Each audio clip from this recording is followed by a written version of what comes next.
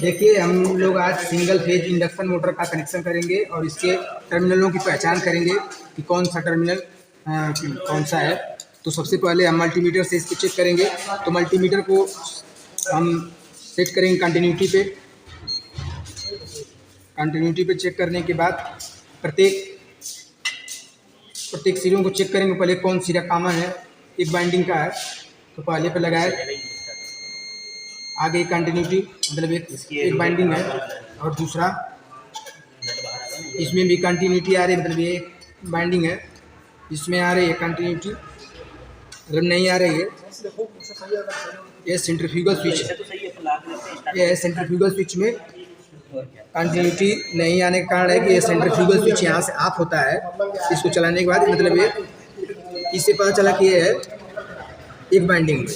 अब इसमें हम लोग पता करेंगे कि कौन सी बाइंडिंग रनिंग है, कौन सी बाइंडिंग स्टार्टिंग है, कौन सी बाइंडिंग सेंट्रीफ्यूगल स्विच की है। तो चलिए हम रेजिस्टेंस से पता करेंगे कि कौन सी रनिंग बाइंडिंग है। तो जैसा कि हम लोग जानते हैं कि रनिंग बाइंडिंग का रेजिस्टेंस ज़्यादा कम आता है और स्टार्टिंग का ज़्यादा आता है। तो यहाँ पर देखिए कितना आ रहा है, 8.3 आ रहा है।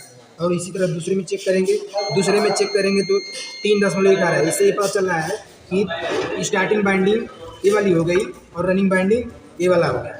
और बच्चा जो तीसरा टर्मिनल बाइंडिंग है, ये है सेंट्रीफ्यूगल स्विच में 0 रेजिस्टेंस दर्शाएगा। देखिए इसमें 0 रेजिस्टेंस दर्शा रहा है, इसका मतलब ये है सेंट्रीफ्यूगल स्विच का। अब इसको हम लोग कनेक्शन करेंगे। तो सबसे पहले हम लोग क्या करेंगे, एक स्टार्टिंग का और एक रनिंग का कोई भी एक सिरा लेंगे, इसको कर लेंगे कॉमन। इसको कॉमन कर लिए। इसके बाद एक है स्टार्टिंग का दूसरा सिरा और सेंट्रीफ्यूगल का पहला सिरा, इसको ज्वाइंट कर देंगे। अब बचा क्या, सेंट्रीफ्यूगल का दूसरा सिरा और कैपेसिटर का पहला सिरा, इसको कर देंगे ज्वाइंट। अब बच गया कैपेसिटर का दूसरा सिरा और रनिंग बाइंडिंग का दूसरा सिरा, इसको क्या करेंगे, ज्वाइंट कर देंगे। ठीक। अब इसमें हम लोग सप्लाई देंगे, कॉमन में सप्लाई देते हैं और इसमें जहाँ पे कैपेसिटर जुड़ा होता है रनिंग बाइंडिंग के साथ, रनिंग बाइंडिंग में हम लोग यहाँ से कनेक्शन देंगे। तो ये हमारा है ड्यूअल स्टार्टर। इनकमिंग है, आउटगोइंग उधर आउटपुट हमारा ए। तो इससे हम लोग कर देंगे कनेक्शन। तो एक यहाँ से जोड़ देंगे और दूसरा रनिंग बाइंडिंग के साथ।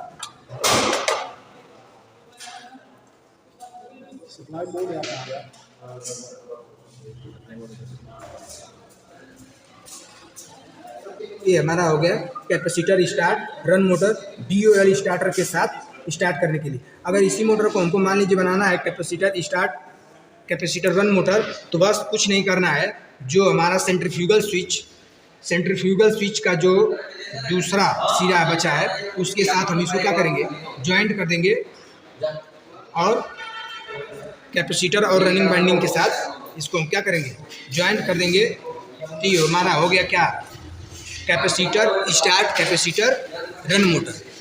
अब इसमें हम सप्लाई देंगे यहाँ से इनपुट। इसके बाद मोटर, अगर मोटर हमारी क्लॉकवाइज सप्लाई देने के बाद अगर मोटर हमारी क्लॉकवाइज घूम रही है तो ठीक है। अगर मान लीजिए इसकी गति को चेंज करना है, रिवर्स में करना है, तो कुछ नहीं करना है, बस यहाँ से स्टार्टिंग बाइंडिंग के किसी एक टर्मिनल को आपस में चेंज कर देंगे। तो देखिए हमने यहाँ से इसको हटाया और इसको हटा करके हमने कर दिया